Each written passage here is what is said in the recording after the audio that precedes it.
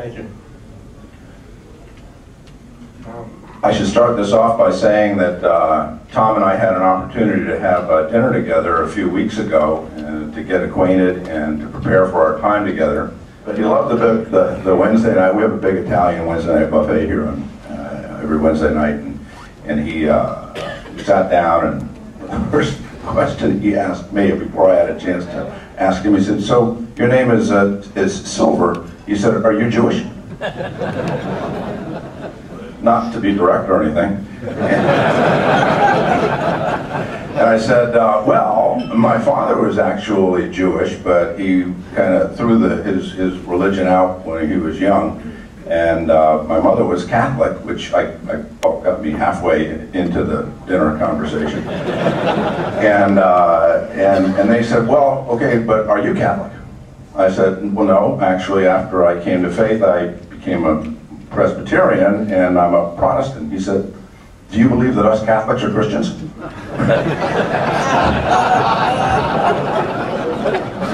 I said, Tom, how could I not? He said, you know, of course, we love the same Lord, and we worship the same Lord, and of course I believe Catholics are Christians. But I didn't ask him, do you believe us Protestants are Christians?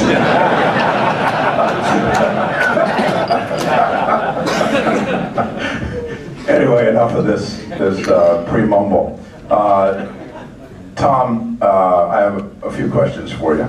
And beginning with when you started out in life, you were really dealt a pretty rough hand, and probably wouldn't have imagined where your life would have headed. But could you tell us about how you started out and how your very early formation as a faith started?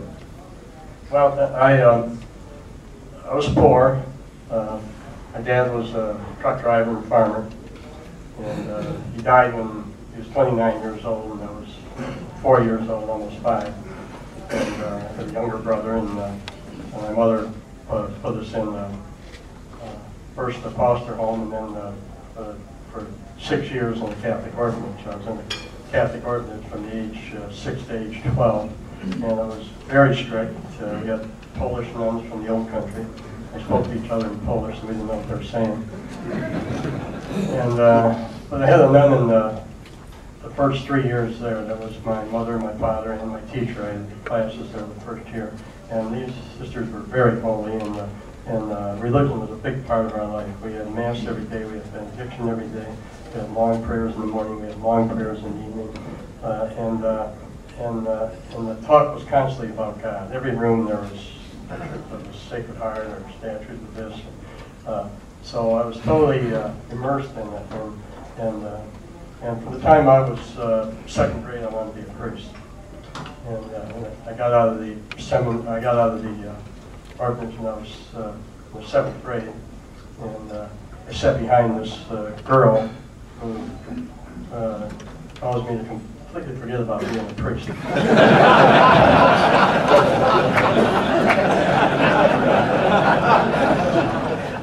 Okay, so you got out of the Marine Corps, basically conned out of your education and conned out of the savings that you had made, and pretty much left with nothing in pocket, and had to start a life.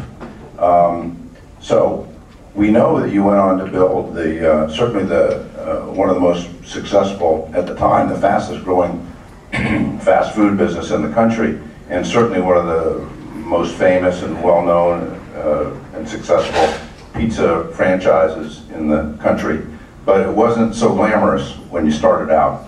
Can you tell us about the formation of Domino's and the early years, because we'd love to hear about that. Okay, I tried to put 38 years in about 5 hours.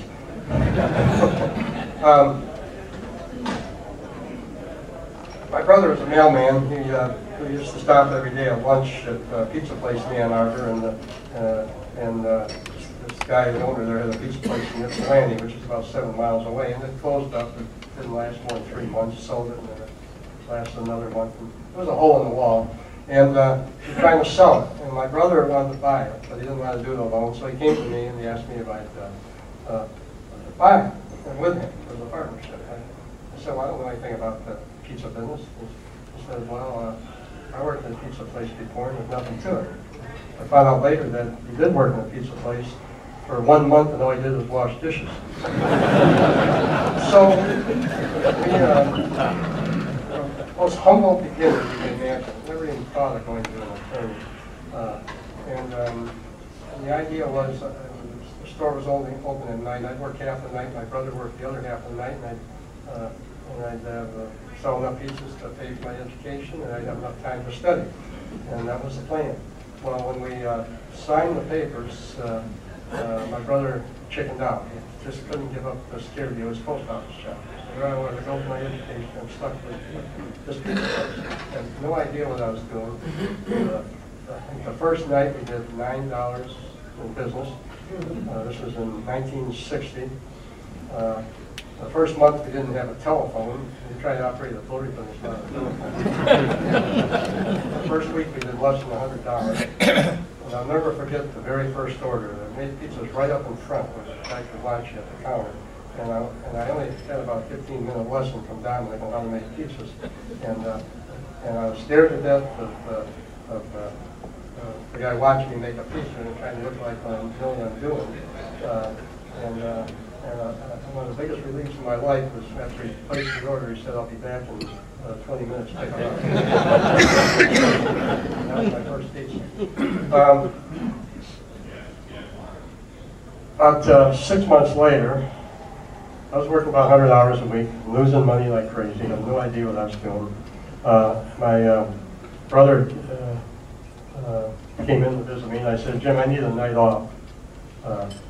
And so he took next night. I took next night off, first night in 6 months. He came in the next day, when I came back to work, he said, I want out. I said, that's too much work. He said, you know, you're more attuned to this sort of thing than I am, and I don't want anything for the business, I just want out. I said, well, I agree with you, the business isn't worth anything, but you didn't take a risk, and so you got to pay something. And so the only thing I could think of is we had a used Volkswagen we bought, paid about $150 down or something, and made a payment or two on it. And we used it for delivery. And I said, Jim, you take the car and I'll keep making the payments. And that's how I bought out 50% of it became Domino's Pizza. And he got the better end of that deal. And but from 1980 to 1989, we became the fastest growing restaurant chain in the history of the world. In 1985, we opened 954 stores. And in a 12-month period, we actually opened 1,000 stores. And it's tough to open one store. It's amazing how tough it is. But to open that many, it was over 3 a day for a long period of time. It was, we were rolling. And that was in 1983, I had the opportunity to buy the Detroit Tigers. And they weren't for sale. The guy that owned them thought he was going to live forever, even though he was 83. But he was an old German tightwad. And I met with him, took a long time to get an appointment. We got along real well. And at the end of the day, he said, if I ever sell the Tigers, I'll sell them to you. I said, well, Mr. Fessman, if you sell me the Tigers, you name the price and I'll pay it. And I knew what I was talking about when I said that, because I knew that's what it would take to get him to move. Well, he didn't move, but 6 months later I got a call. And he was in his attorney's office, and he said, you want to talk about what we talked about 6 months ago? And I said, yes, indeed. So I actually flew from Ann Arbor to Detroit. Lucky I didn't get a ticket. But then I heard the price. Now at that time, the highest price paid for any sports franchise was $28 million. And I figured the Tigers would probably be worth about $32 million or something. And those are the days when baseball franchises were worth far more than NFL franchises or NBA franchises.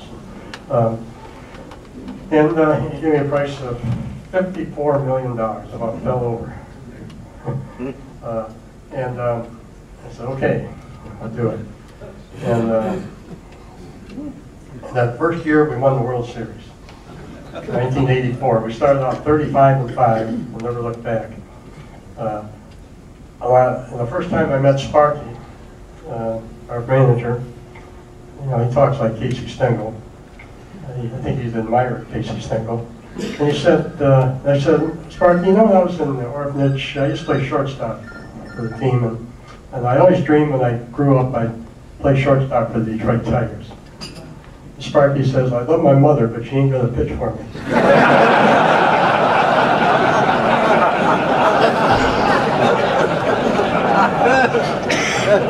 Sparky's a great guy. A very religious man, too. He's a good Catholic. He died about a year ago. A lot of people say, well, you're lucky, Tom. You won the World Series your first year. And I said, well, when Sparky came to the Tigers as a manager, he said, I'm going to win the World Series in 5 years, so I just bought the team after the 4th year.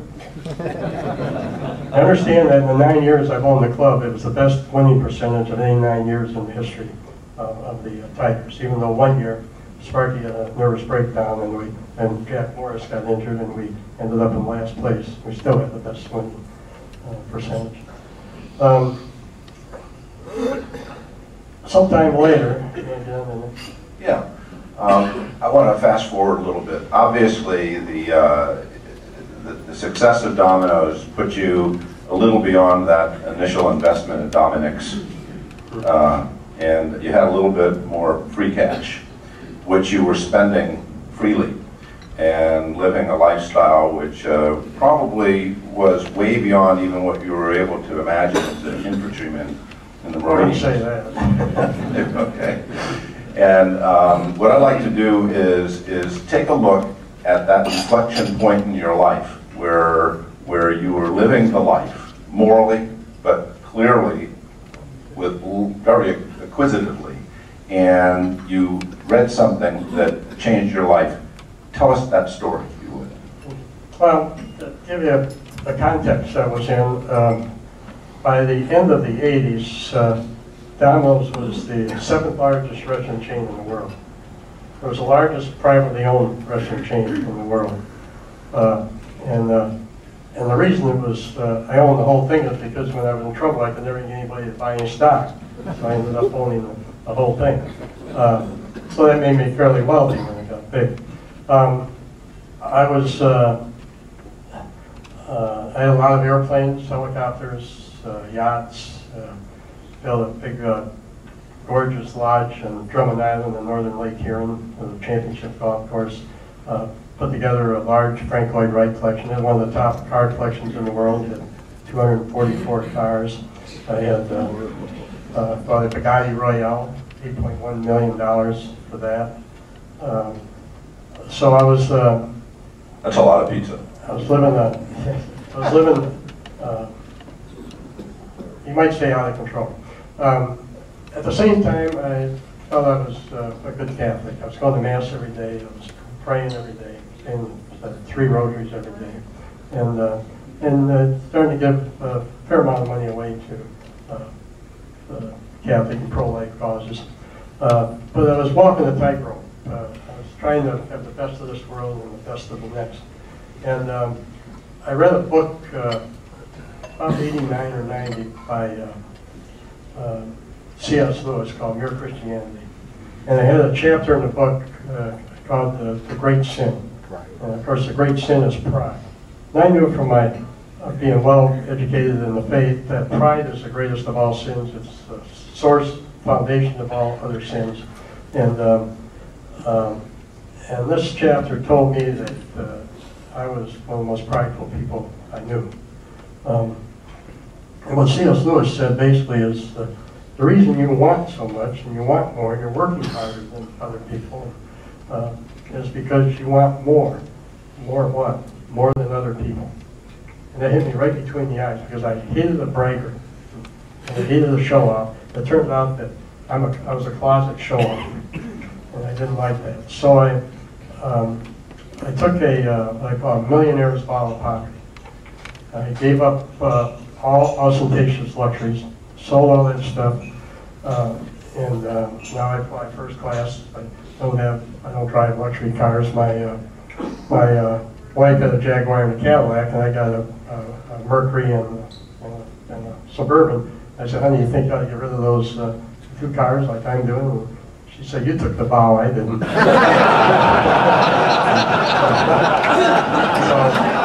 and it was a great sense of freedom. I mean, I didn't have to have the latest Gulfstream that came out, and how am I going to find a way to pay for that, or the yachts didn't have to get bigger and bigger and bigger. And that was a great sense of relief. And now, and I got in trouble financially, with all that high living. The company basically went down the tubes, and I had to put it back together. But the second time, I did it for God, not myself. And that was a big difference.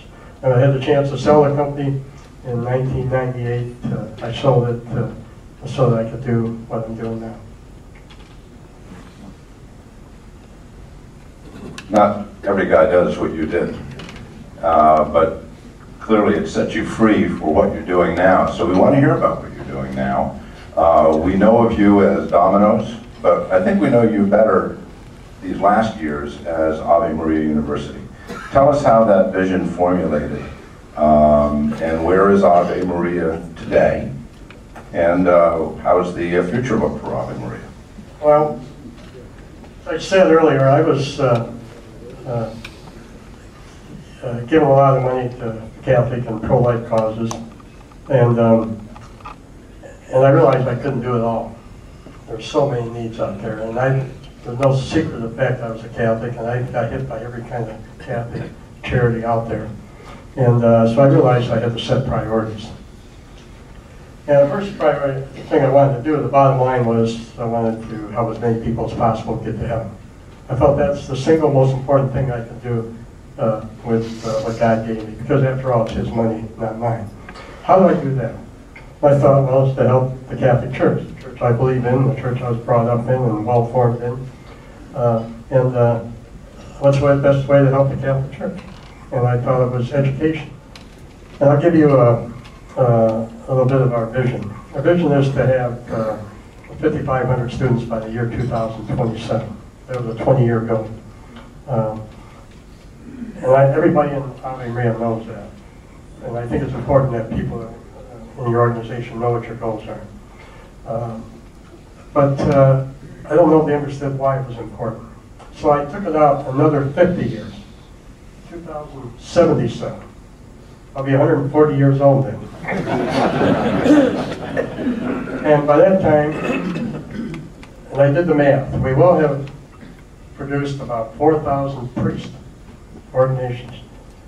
We have, in the last 3 years, have averaged 25% of our male graduates have gone to the seminary. We don't expect to stay at that high a percentage, but it'll be a high percentage. We will produce about 2,500 nuns. Nuns wearing habits, most of them teaching in the classroom. We will produce 400 world-class theologians, because we have the best doctorate program in theology in the Western Hemisphere, and maybe in the whole world. And that is very important, because they had that during Vatican II. If they had the Orthodox, scholarly theologians, we wouldn't have some of the confusion that we had since. And that's one for every Catholic seminary and college in the country. We will have produced 8,000 teachers teaching in Catholic schools. That's almost one teacher of every Catholic school in the country. And they're expressly trained to teach in the Catholic schools. So when they're learning about arithmetic, they're learning about God. When they're learning about history, they're learning about Catholicism. We will have produced by that time 40,000 strong Catholic marriages. We'd have more than that, but so many of our kids are marrying each other. And they tend to get married as soon as they graduate, and I think I figured out why. It's because our number 2 club, our number 1 club on campus is the pro-life club. Number 2 club is the chastity club, and that was started by the students. So, I don't think I can explain that one. And by 2077, they will have had about 150,000 kids, and I think that's pretty conservative. Many of those kids would be priests and nuns by this time, because they came from strong Catholic homes. And about 500,000 grandkids and counting. And that's just the tip of the iceberg, because the big payoff will be the impact that Ave Maria we looked at on the other 200 and some Catholic schools, most of which have lost their way. And that's what we want to be, is a beacon for other Catholic schools. And so that's why, at my age, I'm doing what I'm doing. I'm working harder than I did the last years in Domino's, and commuting every week to do this. So I feel I'm doing exactly what God wants me to do. Well, the young man who got put into the orphanage about 70 years ago, and who, as a Marine, imagined and visualized certain outcomes of his life, when I consider what you're visualizing for the next 70 years, what I would say is be careful, you're probably going to get it based upon how things have worked out from your early visions. But I have a final question for you, Tom. If you had to wind the clock back and do anything different in your life, what would that be, if anything? And the second part B of that question is, what's the future hold for Tom Monaghan? Well, when I think back to some of the things I did, sins against God, after the incredibly good formation I had, I ought to be shot. And that makes me feel very embarrassed. What's the future hold for Tom Monaghan? Oh, well, as I said yesterday in the announcement, I think it's the dream of retirement. I wanted to spend the rest of my life designing the campus at Ave Maria University. I'd like to be a beautiful campus. And this isn't a frilly thing. This is important because one of the top 5 reasons a student picks a school is the appearance of the campus. So I'm fully justified in using my passion for something good, something for God. And also going around the country giving talks about Ave Maria and meeting with our supporters and benefactors all over the country. Something I can't do now because I'm glued to here because of all the administrative duties involved with being the CEO. So I'm looking forward to that. By the way, I forgot to mention, in terms of Tom's interest in the campus, I learned this morning, I said, so Tom, do you have a home out there in Ave Maria City? He said, well, I actually live in the dorm. I said, what do they do, have a suite set up for you out there in the dorm? He said, no, it's just a dorm room, but what's the size of it? Got a little 10 by 12 dorm. I said, what do you there, like a day a week? He said, no, I'm there 5 days a week. And I, come home, to be with the wife on the weekends or something like that. So I probably got those facts wrong, but I know he lives in the dorm. And for a guy who lived the lifestyle that he was living at one point, is now living in a dorm 10 by 12, I said, is that sort of like your cell? He said, kind of. I think that's just fascinating anecdote and very descriptive of the transformation and the change that has gone on in the heart of this man.